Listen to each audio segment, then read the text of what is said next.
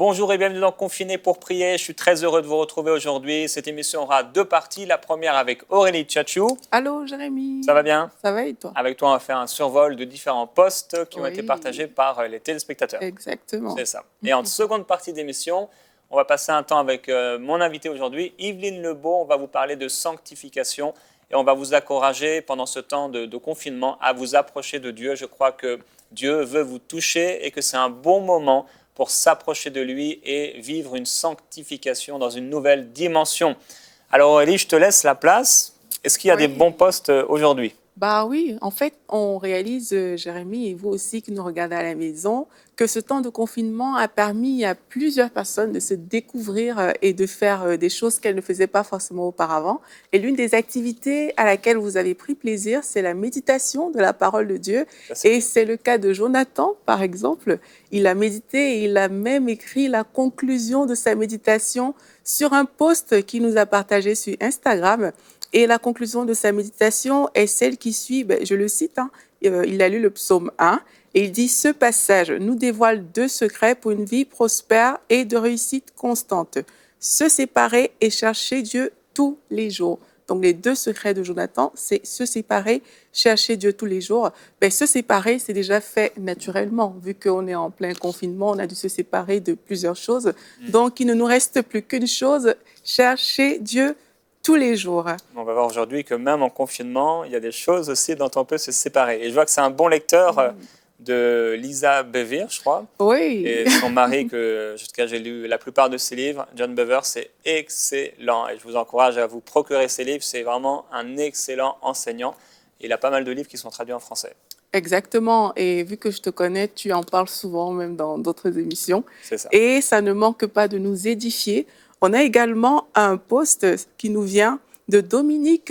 Il nous dit, c'est une citation, il dit « Dieu te garantit la sécurité qu'aucune personne sur terre ne pourra te garantir. » Alors peut-être vous avez peur pendant ce temps, vous vous dites « Ah, mais qu'est-ce qui va m'arriver, etc. » Mais on a Dieu, il est là, comme Dominique nous le dit. Et c'est vraiment, vraiment super. Et ce confinement également nous a permis de découvrir peut-être plusieurs talents. Il y a plusieurs personnes, en fait, lors du confinement, ils se sont retrouvés en train de faire des recettes de cuisine. La cuisine est l'une des activités préférées de ce temps de confinement pour plusieurs personnes. Parce que la majorité des choses qu'on voit, vraiment, ça concerne la cuisine. Des personnes qui font des plats traditionnels, du dessert, de la pâtisserie. Miam, Jérémy, ça te donne faim, tout ça? Ça dépend les photos. Et il y a des choses que tu n'aimes pas. Moi, j'aime trop la tchéké. On voit le plat sur... on a vu le plat tantôt, oui, c'est l'image. Oui, peut-être comme ça peut ne pas t'attirer, mais non, ça peut être bon. Sincèrement, c'est très bon. Moi, j'en ai déjà mangé plusieurs fois, donc coucou à mes frères ivoiriens, parce que c'est un plat ivoirien.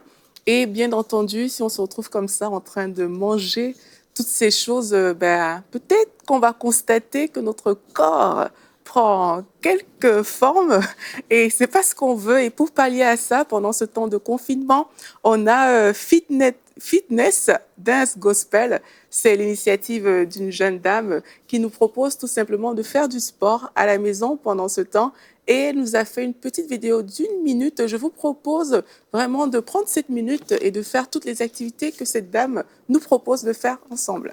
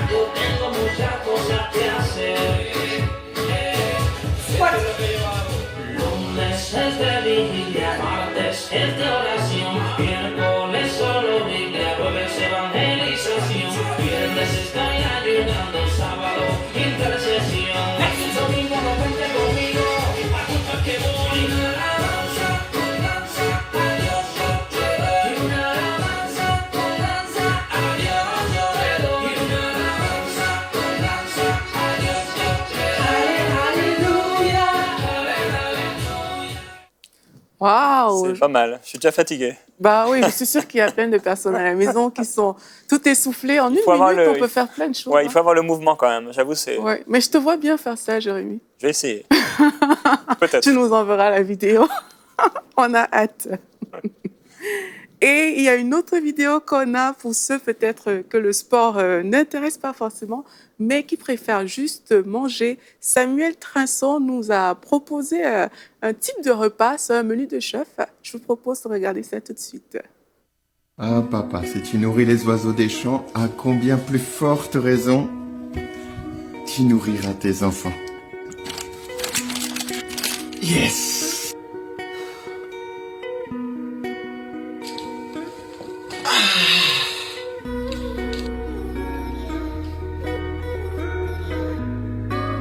Essayez de natter votre glaçage de façon irrégulière. Juste un peu. De surface un peu cosmétique. Vous en voulez pas? Puis ensuite... Regardez, j'ai un bébé roux. Ah non chérie, prends pas mon Kit Kat bol. Bah, c'est une partagée. Waouh! Fast and Furious!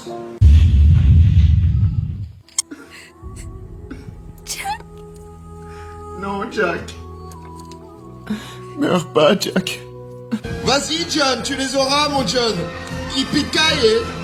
Hakuna Matata, mais quelle phrase magnifique!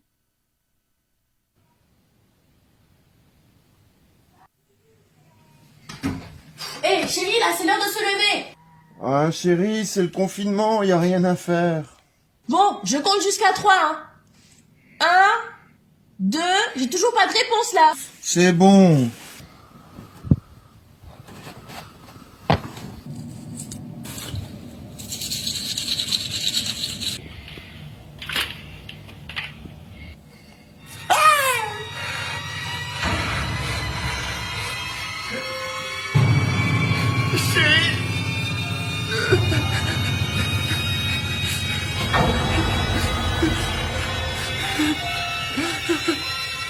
Chérie, la balance.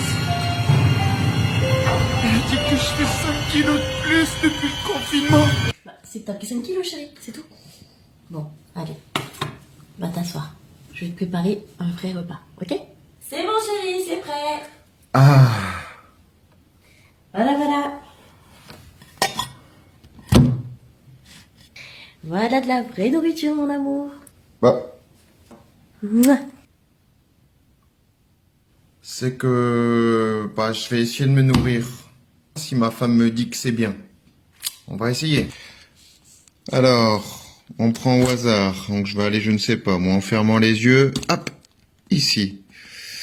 Alors, qu'est-ce que ça dit? Prenez donc garde à vous-même, de peur que vos cœurs ne soient appesantis par les excès du manger et du boire. Oups. Allez, on va réessayer. Allez, au hasard. Allez, ici. Et Jésus leur dit, je suis le pain de vie. Celui qui vient à moi n'aura jamais faim. Ah, bah tu vois, chérie, la parole te nourrit. Tu crois? Attends, je vais encore tester une fois pour être sûr. J'ai une confirmation. Allez, au hasard. Hop. Jésus leur dit, ma nourriture est de faire la volonté de mon Père. Hein?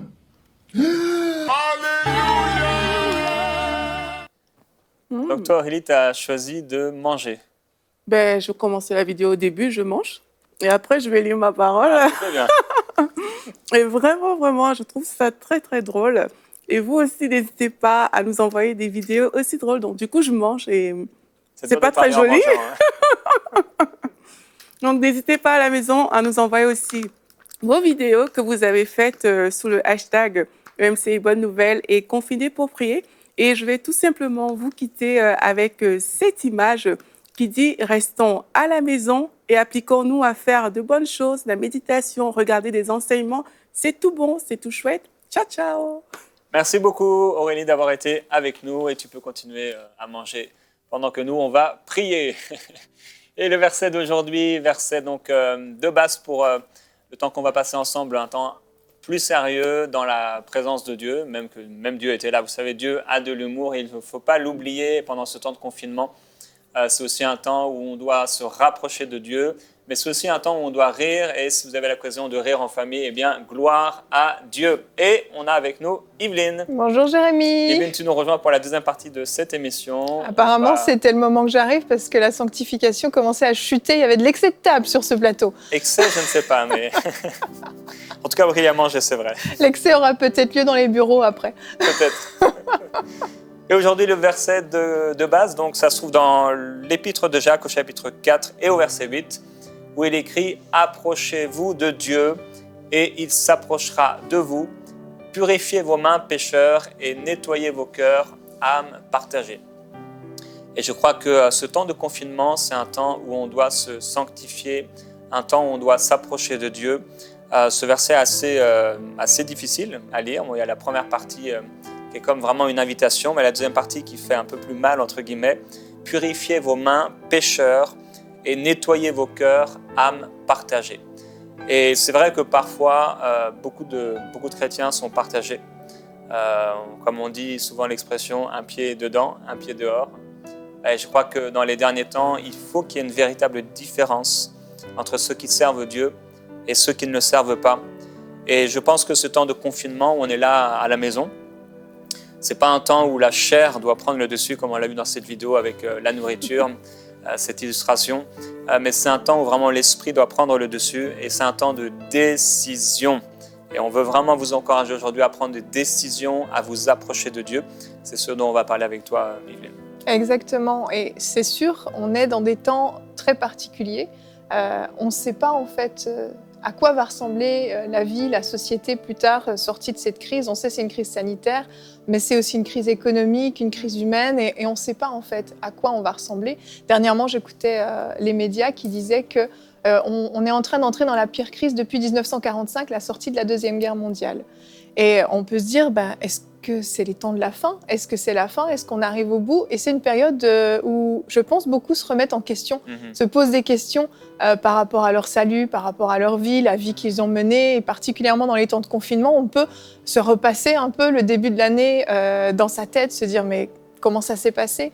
Et quand on lit l'Apocalypse, on voit que Jean dit que Jésus revient bientôt. Et pour Jean, c'était déjà ces moments qui étaient décrits dans l'Apocalypse. Il dit que c'est pour bientôt, que ça va arriver. Si Jean l'a dit à ce moment-là, à combien plus forte raison, on est dans le très, très, très bientôt. Amen. Et c'est sûr, on est dans une société où c'est très facile d'être un pied dehors, un pied dedans. On l'a vu avec les réseaux sociaux, on peut faire passer plein de messages, on peut donner aussi une image de nous qui n'est pas forcément la bonne image. Et on peut aussi avoir accès à tellement de choses qui vont nous éloigner de Dieu. Donc on peut vraiment être partagé. Et ce thème, je l'avais à cœur. En fait, je l'ai à cœur depuis toujours. La sanctification, c'est un message que je porte. Quand je lis des versets sur la sanctification dans la Bible, il y a comme un feu dans mon cœur qui brûle parce que Jésus est tellement saint. Il est tellement saint qu'on doit être saint nous aussi. Et il nous a donné un accès extraordinaire à la sanctification. Quand on voit l'Ancien Testament, le peuple devait faire tout un tas de rites de purification pour couvrir seulement les péchés. À aucun moment il pouvait être saint, c'était impossible. Et aujourd'hui, Jésus nous a donné accès à la sanctification et sous prétexte de la grâce, on se permet tout un tas de choses. Et il y a un passage que j'aime énormément dans la Bible, que j'aime beaucoup lire, particulièrement dans la version Summer, parce que c'est beaucoup plus clair, c'est dans le livre de Romains. On sait que le livre de Romains, il n'est pas forcément toujours simple à comprendre. Mon cher ami Paul, malheureusement, était compliqué. En tout cas, moi, j'ai du mal à le comprendre souvent. Mais dans la version Summer, il dit quelque chose, on va le lire ensemble, c'est dans Romains 6 au verset 6. Il parle auparavant du baptême, qu'on a été baptisé avec Christ, qu'on a été enseveli avec Christ et ressuscité avec lui. Et il dit au verset 6, « Comprenons donc que l'homme que nous étions autrefois a été crucifié avec le Christ, afin que le péché, dans ce qui fait sa force, soit réduit à l'impuissance et que nous ne servions plus le péché comme des esclaves. Car celui qui est mort a été déclaré juste, il n'a plus à répondre du péché. » Ce passage est extraordinaire quand on le comprend. J'ai été étonnée dernièrement dans une émission de Bonjour chez vous. J'avais fait un sondage par rapport au péché, demandant aux gens si ils avaient du mal encore à résister au péché dans leur vie. Et dans les commentaires sous le sondage, beaucoup de gens étaient offusqués par la question en disant « mais nous sommes tous pécheurs, il est impossible d'être parfait tant qu'on sera dans ce corps corruptible, on va pécher, on pêche tous les jours, d'une façon ou d'une autre, de manière volontaire ou involontaire, consciente ou inconsciente ». Et j'ai été très surprise en fait que les gens ont répondu même avec agressivité, se sentant presque jugés. Et j'ai réalisé que les gens n'avaient pas saisi la puissance de la nouvelle naissance et de la sanctification à laquelle on avait accès. Alors dire qu'on ne va plus jamais pécher de toute notre vie depuis notre nouvelle naissance, ce serait merveilleux, mais on le sait, il nous arrive d'avoir des failles, d'avoir des moments où la chair prend le dessus et on peut prendre des décisions, mais on a accès à la repentance, alléluia. Mais de partir du principe que en fait, le péché va dominer sur nous toute notre vie sur cette terre parce que notre corps est fait de chair et qu'on est attiré par des choses, par des convoitises. Pour moi, c'est une excuse qui est terrible, qui justifie des actions, des pensées, des paroles qui sont à l'encontre de la volonté de Dieu. Et je veux vraiment aujourd'hui qu'on puisse réaliser qu'on a accès à la sanctification et qu'on n'est plus esclave du péché, comme le dit ce verset, mais je vais relire vraiment, afin que le péché dans ce qui fait sa force soit réduit à l'impuissance. Le péché a perdu sa puissance en nous lorsqu'on est né de nouveau, lorsqu'on est mort et ressuscité avec Christ. Auparavant, on était esclave du péché, aujourd'hui, on est esclave de Jésus-Christ.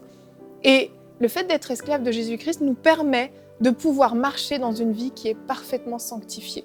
Jésus lui-même, la Bible dit, qu'il a été tenté en toutes choses, tout comme nous.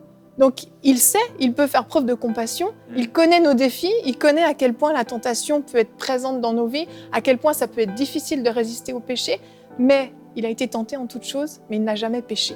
Amen. Et nous pouvons aussi prendre des décisions réellement de dire « je suis enfant de Dieu et je ne vais plus marcher dans le péché ». Je vais mener une vie de sanctification, coûte que coûte. Alors peut-être parfois je vais m'égarer, peut-être parfois une parole va sortir de ma bouche, mais immédiatement, qu'est-ce qui va se passer? Ma conscience va me reprendre dans mon cœur, je vais savoir et je vais demander pardon au Seigneur, je vais me repentir et je vais changer d'attitude. Et c'est là ça la marche du chrétien normal, mais malheureusement, on se cache derrière une fragilité de la chair, derrière peut-être des tentations qui sont tellement accessibles. On sait avec Internet, avec la télévision, avec tous ceux qui travaillent dans des milieux séculiers, les discussions entre collègues non sanctifiés, etc. On dit oui, mais c'est trop dur, j'ai tout ça qui vient. Et quand je me retrouve tout seul chez moi le soir, j'ai des envies dans mon corps, etc. J'arrive pas à résister, c'est plus fort que moi. J'ai reçu tellement de messages d'hommes ou de femmes qui disent « j'arrive pas à résister, mon corps me réclame des choses et j'arrive pas à résister, c'est plus fort que moi ». Alors que ce verset nous dit que nous sommes plus forts que le péché. Le péché a perdu sa puissance en nous. Et je crois que c'est vraiment important que chacun, on prenne des décisions aujourd'hui par rapport à la sanctification. Amen. Merci Evelyne. Et c'est vrai, Dieu a fait une promesse dans l'Ancien Testament, il l'a répétée. Il a dit « vous serez saints car je suis saint ». Et on doit l'accepter. C'est vrai, comme tu le dis, on doit accepter cette réalité, on doit accepter ce que dit la parole de Dieu. Et cette œuvre de sanctification, c'est lui qui l'a fait en nous. Et on doit s'y soumettre, on doit rechercher, désirer cela. Et tu parles de des pulsions que les gens peuvent ressentir, etc. Et toutes ces choses, voilà, comme tu le dis, Christ a été tenté. Il a été tenté, il y a eu des choses qu'il a pu peut-être même ressentir. On ne sait pas, la Bible ne dit pas clairement tout ce qui a été, mais la Bible dit par contre clairement qu'il a été tenté en toutes choses comme nous. Et la Bible dit que celui qui marche avec Dieu a crucifié ses passions et ses désirs. Amen. Les passions et les désirs pour l'enfant de Dieu et celui qui marche avec Dieu ont été crucifiés. Maintenant, c'est vraiment une histoire, c'est une décision. Ouais. Je pense qu'on diminue vraiment l'importance de la décision qui vient d'une repentance. Plusieurs sont à la maison, tu l'as dit, donc confinés, avec tout un tas de trucs, et le fait d'être enfermé, ça augmente parfois un certain type de tentation. Et ils deviennent comme esclaves, et Seigneur, j'arrive pas. Et c'est pas normal. C'est vraiment pas normal. C'est vrai. Vous pouvez sortir de là et vous pouvez être libre, vraiment libre. On a été affranchis pour une vraie et une totale liberté. Amen. On peut vraiment marcher dans la sainteté, on peut vraiment marcher dans cette nouvelle créature que nous sommes, nés de nouveau, et marcher dans la sainteté. Et ce passage qu'on a lu tout à l'heure de Jacques, « Approchez-vous de Dieu, il s'approchera de vous ». Donc ça commence par une décision, c'est nous, on va s'approcher, on doit faire quelque chose. Et ce quelque chose, c'est quelque chose qui se passe dans notre cœur, on connaît quelle est la volonté de Dieu, on voit notre réalité, et on a un choix. Soit on trouve des excuses, soit voilà, on dit que ce n'est pas possible, etc. Ou soit par la foi et par notre amour pour Dieu, par la crainte de Dieu, on va dire non, ça suffit, je ne veux plus marcher dans ces choses-là. Et c'est là qu'on passe par la repentance. Exactement. Mais cette décision, c'est ça qui change tout en fait. Je me souviens au début de ma vie chrétienne, je ne connaissais pas grand-chose à la sanctification, mais quand j'ai connu le Seigneur vraiment, que je me suis donnée à lui, il y a des choses qui ont créé un dégoût en moi, clairement un vrai dégoût qui a fait que je ne pouvais plus les pratiquer. Et il y en a d'autres, je savais que ce n'était pas bien, mais il y avait toujours des tentations. Et je me souviens clairement, une de ces choses, un jour, j'ai pris la décision, exactement comme tu le dis. J'ai vraiment décidé, je ne peux plus faire ça.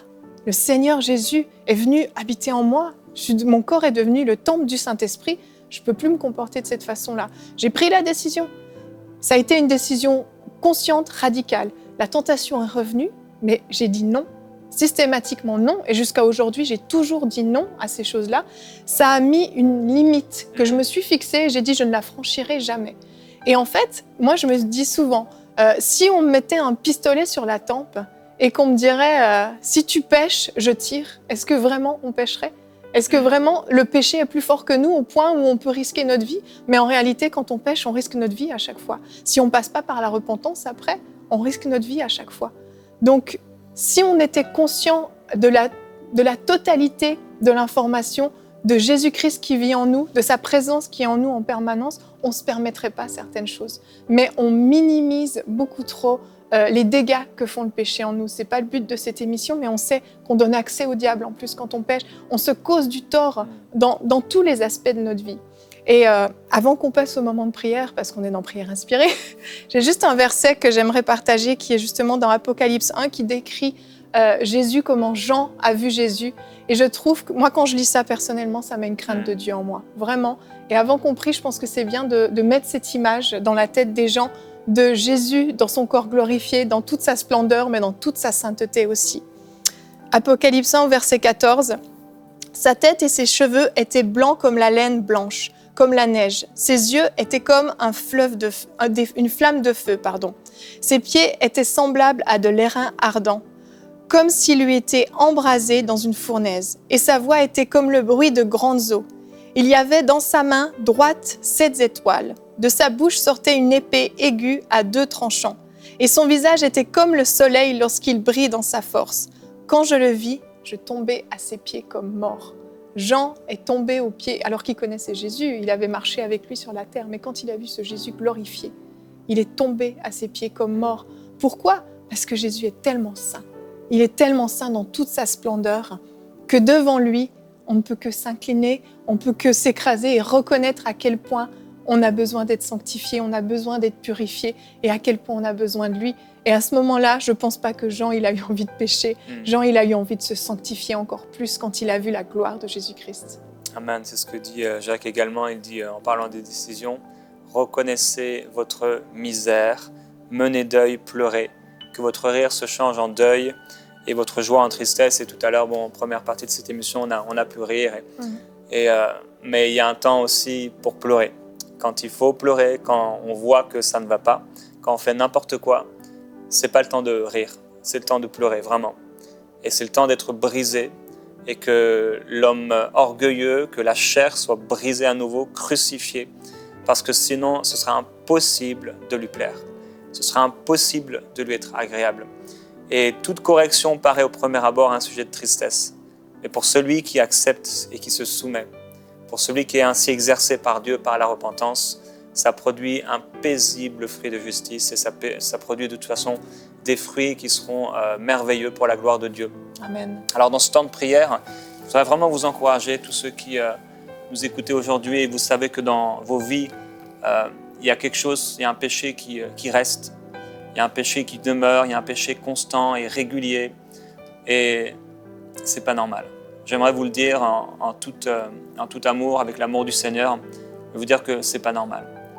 Ce n'est pas normal. Vous ne devez pas être vaincu par le mal. Mais la Bible dit d'être vainqueur du mal par le bien. On n'est pas censé être esclave, et la Bible dit que chacun est esclave de ce qui a triomphé de lui.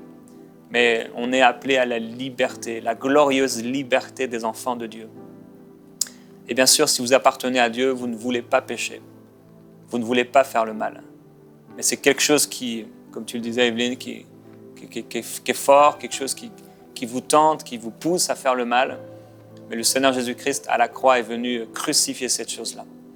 Et je voudrais aujourd'hui vous encourager à prendre cette décision. Et je vais prier pour vous. On va prier avec vous et pour vous. Père, je te remercie pour ta parole. Elle est pour nous un puissant encouragement. Merci parce que ton désir pour nous, c'est qu'on puisse vivre la glorieuse liberté des enfants de Dieu. Ton désir pour nous, c'est qu'on puisse vivre dans nos maisons ta présence. Ton désir pour nous, c'est qu'il n'y ait plus de condamnation, c'est qu'il n'y ait plus rien qui nous empêche, que notre conscience ne nous reprenne pas, parce que nous sommes saints et justes, parce qu'on vit dans la sainteté. Tu veux qu'on soit des enfants libres, saints, purs, justes. Et je prie, Père, pour tous ceux qui ont des défis dans la chair, tous ceux qui sont tombés devant la tentation et qui pêchent d'une manière régulière. Je prie pour ces personnes qui, dans leur caractère, sont durs et méchants envers les autres. Et pendant ce confinement, la chair prend le dessus. Pendant ce confinement, c'est comme si la chair n'en peut plus. Et là, elle tourne. Et on a parlé de nourriture tout à l'heure, des gens qui ne cessent de manger, ils n'arrivent pas à faire autrement. Des gens qui ne cessent de se disputer, de se mettre en colère. Des gens qui vont tomber dans tout ce qui est impur. Et Père, je veux prier pour eux. Nous voulons prier que pendant ce temps de confinement, ce soit un temps où ils se sanctifient. Et qu'il y ait un avant et un après ce confinement. Je prie qu'ils en ressortent plus que vainqueurs, qu'ils en ressortent vraiment saints dans leur réalité, non seulement dans ce qui est la vérité, que vraiment ils puissent le vivre, qu'ils vivent ta gloire, qu'ils puissent s'approcher de toi.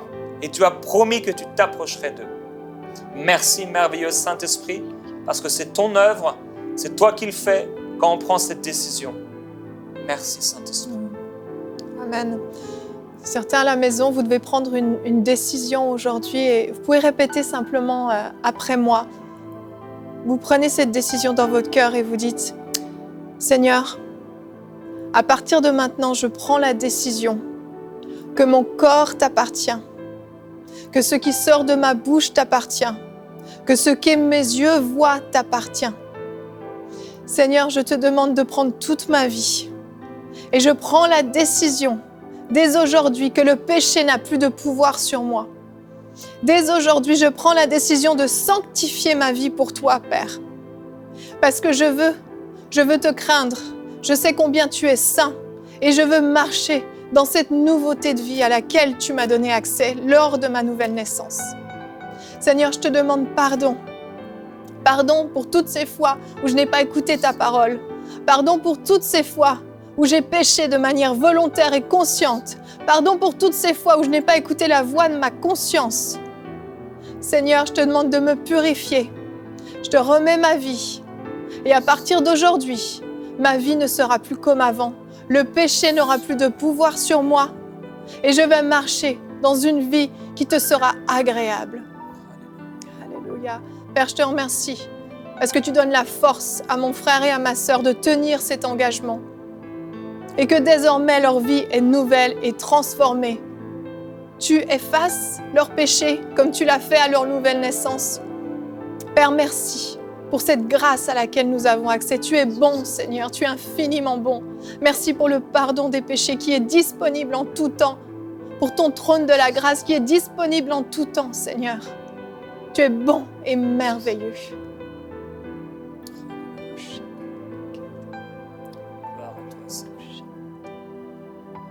Prenons autorité au nom de Jésus-Christ sur tous les liens, sur toutes les chaînes, sur tout ce qui pousse, ce qui vous pousse à faire le mal et à vous faire du mal, à faire du mal aux autres.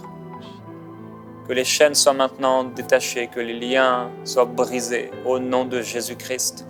Nous déclarons la délivrance sur toi, mon frère, en ce temps. Je déclare ta délivrance, mon frère. Ta délivrance, ma sœur, de ces choses. Au nom de Jésus-Christ. Laisse-toi remplir par la présence du Saint-Esprit. Il n'y a plus de condamnation pour ceux qui marchent en Jésus-Christ. Le Seigneur n'est pas là pour te condamner, le Seigneur est là pour te libérer. Le Seigneur est là pour guérir ton cœur. Si tu fais ces choses, c'est certainement parce qu'il y a un manque. Et c'est le manque de sa présence. C'est le manque de l'expérience de la présence du Saint-Esprit dans ta vie. Quand tu es rempli de lui, tu ne t'enivres pas de vin. Quand tu es rempli de sa présence, tu n'as pas besoin de faire cette chose-là. C'est pourquoi je veux prier pour toi, qu'il se passe quelque chose en toi par le Saint-Esprit. Quelque chose que Dieu seul peut faire. Père, je te remercie parce que tu es un Dieu saint, un Dieu puissant. Tu as dit que le péché n'aura pas de pouvoir sur nous, parce que nous marchons, non selon la chair, mais selon l'Esprit. Tu as dit que tu ferais de nous des nouvelles créatures. Tu as dit, vous serez saints, car je suis saint. Père, je veux prier pour ceux qui ont pris cette décision aujourd'hui de se sanctifier. Merci parce qu'aucun de nous n'aurait pu le faire par nous-mêmes. Mais à la croix, Seigneur Jésus-Christ,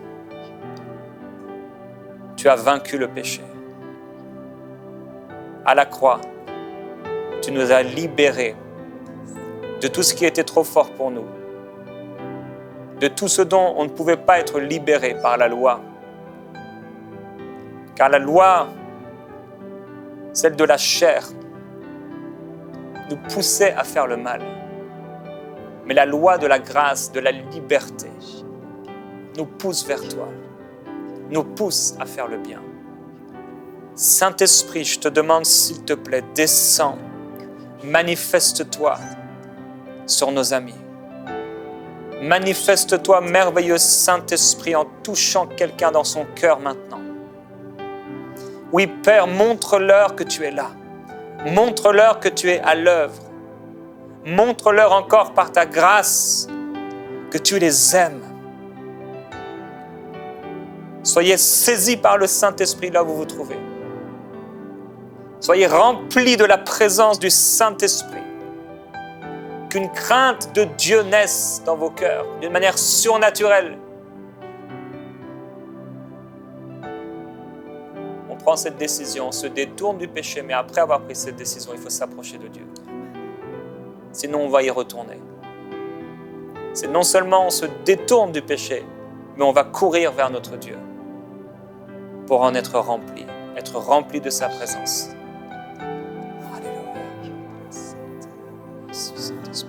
Oh Père de gloire, que tu viennes faire cette œuvre de conviction de péché dans les cœurs les plus résistants. Saint-Esprit, que tu viennes saisir mon frère et ma sœur à la maison, que tu viennes mettre le doigt sur les choses qui doivent encore être abandonnées, les choses desquelles ils doivent se séparer, Seigneur. Viens pointer du doigt, Saint-Esprit. Père, nous te demandons des vraies repentances dans la vie de ceux qui suivent cette émission, des repentances qui vont porter un vrai fruit jusqu'à la fin. Père, nous voulons être saints parce que tu es saint. Nous voulons être saints parce que le sacrifice de Jésus à la croix a été suffisant pour nous. Nous voulons marcher comme tu veux que nous marchions. Nous voulons être tes enfants sanctifiés, ce peuple mis à part, une race royale. C'est ainsi que tu nous as appelés, Père. Nous ne voulons pas te décevoir. Nous voulons être à la hauteur de ta parole, à la hauteur de ce que tu nous permets de pouvoir vivre en tant qu'enfant de Dieu. Quelle grâce, Seigneur. Quelle grâce de pouvoir être appelé saint. Quelle grâce de pouvoir être appelé enfant de Dieu. Oh Seigneur, mon roi, je veux prier pour tous ceux qui sont sous un joug de condamnation, des péchés passés, qui se sont repentis. Mais la condamnation, le diable lui est encore pointé du doigt. Le diable est encore condamné, accusé, alors que ces choses sont terminées. La Bible dit que les choses anciennes sont passées, que voici toutes choses sont devenues nouvelles. Merci Père. Merci Père pour le pardon des péchés. Merci pour nos vies anciennes qui sont complètement effacées. Tu les as effacées de ta mémoire. Tu les as jetées dans la mer de l'oubli. Merci mon Dieu de venir consoler, de venir donner l'assurance à mon frère et à ma sœur à la maison. L'assurance que tu leur as pardonné. L'assurance qu'ils sont sanctifiés. L'assurance que leur péché passé n'a plus de place devant tes yeux, que tu les as éloignés loin de toi. Merci pour la paix qui vient remplir les cœurs maintenant même. Merci pour l'assurance du salut qui vient remplir les cœurs maintenant même. Merci pour ta joie qui vient remplir les cœurs maintenant même, Seigneur. Je te remercie, mon Dieu, parce que là où il y avait la condamnation, aujourd'hui, il y a un sentiment de justice, un sentiment de sainteté, une assurance d'être digne de venir devant ton trône, d'être digne de t'appeler Père, une assurance qu'ils te sont agréables, Seigneur. Merci Saint-Esprit, parce qu'il n'y a que toi qui peux produire cette œuvre. Alléluia. Merci. Gloire à Dieu. Gloire à Jésus-Christ. Nous sommes confinés pour nous sanctifier et pour nous approcher de Dieu. Et je voudrais encourager plusieurs personnes parmi vous, ceux pour qui ça va résonner en vous, à écrire ou à imprimer ce verset: vous serez saints, car je suis saint, dit le Seigneur. Et à chaque fois que vous aurez cette tentation, vous pourrez regarder à nouveau à cette page que vous pouvez peut-être mettre dans votre chambre, votre bureau, votre frigo, peu importe. Et ça vous ramènera toujours à cette vérité de la parole de Dieu. C'est ce que vous êtes saint parce qu'il est saint. On vous bénit au nom de Jésus-Christ. Merci Evelyne d'avoir été avec nous. Merci à toi. On va se retrouver demain dans Confiné pour prier. À bientôt.